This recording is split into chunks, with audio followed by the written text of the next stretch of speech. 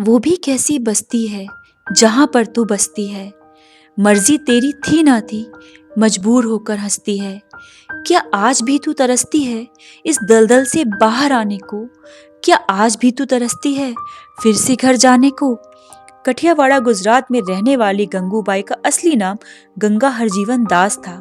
वैसे तो उनके माता पिता उन्हें पढ़ाना चाहते थे, पर गंगा का मन किताबों में नहीं बल्कि कठियावाड़ा से मीलों दूर मुंबई की फिल्मी जगत में गुम था। वो एक मशहूर अभिनेत्री बनना चाहती थी। वो अभिनेत्री तो नहीं बन पाई, पर मशहूर जरूर हुई। गंगा मात्र 16 साल की थी जब उसे रमणीक नाम के एक शख्स से प्यार हो गया। रमणीक गंगा के पिता के लिए काम करता था, लेकिन गंगा के घर वाले उसके और रमणीक के रिश्ते के खिलाफ थे। इसलिए दोनों ने भागकर शादी करने का फैसला किया और गंगा कठियावाड़ा से सीधे सपनों के शहर मुंबई आ गई। लेकिन गंगा की खुशियां ज्यादा दिन नहीं चल पाईं।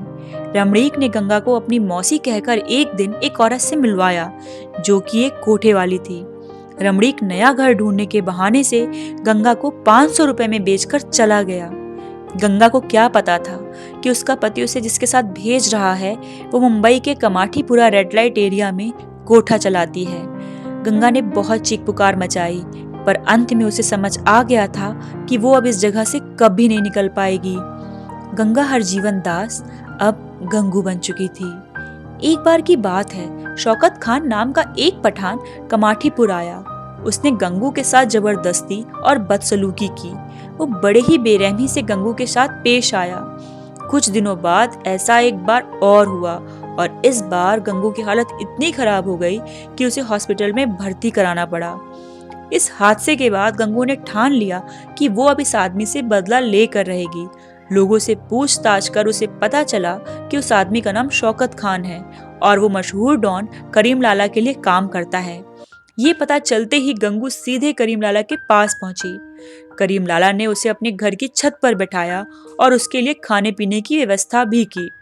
गंगू ने खाने को हाथ भी नहीं लगाया, क्योंकि उसे समझ आ गया था कि करीम एक वेश्या को अपने घर में नहीं बुलाना चाहता। उसने करीम से कहा कि आपने मुझे अपने घर में नहीं बल्कि अपने घर की छत पर बैठाया है। अगर मेरे आने से आपका घर गंदा होता है तो मैं आपके घर से आए इन बर्तनों को कैसे हाथ लगा सकती हूँ। करीम गंगू की बात सुनकर हैरान रह गया। उसने पूछा, आखिर बात क्या है?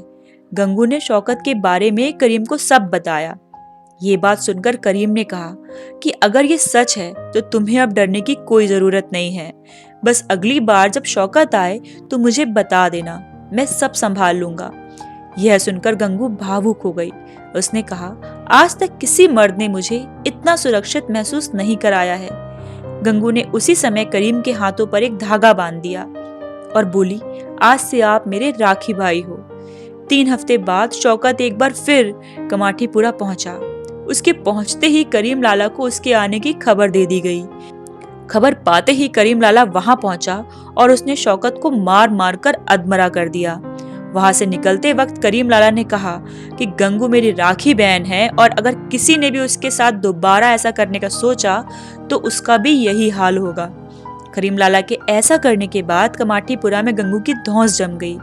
उसके बाद गंगू ने कमाठीपुरा के घरेलू चुनाव में हिस्सा लिया और जीत हासिल की। अब वो गंगूबाई से गंगूबाई कठियावाड़ा बन गई थी। गंगूबाई ने रेड लाइट एरिया की वर्कर के लिए बड़े काम किए। इस काम से जुड़ी महिलाओं की सुरक्षा हो या उन पर हो रहे अन्याय, गंगूबाई ने उन्हें न्याय दिलाने में कोई कसर नहीं छोड़ी। गंगू ने कभी किसी भी लड़की को बिना उसकी मर्जी के वेश्यालय में नहीं रखा और जो छोड़कर जाना चाहती थी उन्हें जाने दिया गया। गंगूबाई कमाठीपुरा की महिलाओं के लिए मां के समान थी। उनकी मृत्यु के बाद उनका एक स्टैचू बनवाया गया जो आज भी कमाठीपुरा में मौजूद है। तो अगर आपको मेरा वीडियो अच्छा लगा हो तो प्लीज़ मेरे चैनल को सब्सक्राइब करना ना भूलें। साथ ही साथ बेल आइकन पर क्लिक करना भी ना भूलें। Thank you.